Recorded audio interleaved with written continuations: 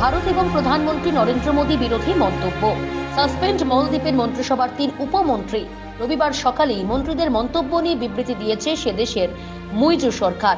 দাবি করা হয়েছে এই ধরনের অবমাননাকর মন্তব্য যারা করেছেন তাদের বিরুদ্ধে ব্যবস্থা নেওয়া হবে।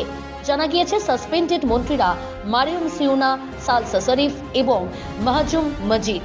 বিবৃতিতে মুইজু সরকার আরও জুড়েছে, বিদেশি নেতাদের বিরুদ্ধে অবমাননাকর মন্তব্য সম্বন্ধে মালদ্বীপ সরকার অবগত। এই ধরনের মন্তব্য ব্যক্তিগত, সরকারের কোনো যোগসূত্র নেই। উল্লেখ্য, সামাজিক মাধ্যমে নরেন্দ্র মোদীর সাম্প্রতিক পোস্টকে উদ্ধৃত করে জোকার এবং পুতুল মন্তব্য করেন মারিয়ম সিউনা। এই মন্তব্যের বিরোধিতায় সরব হয়েছেন সে দেশের প্রাক্তন প্রেসিডেন্ট মোহাম্মদ নাসির।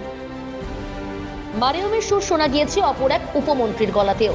এই ধরনের মন্তব্য মালদ্বীপ ভ্রমণে থাকা ভারতীয়দের প্রতি বিদ্বেষ ছড়াতে পারে, এই আশঙ্কাও করছেন কূটনৈতিক বিশ্লেষকরা।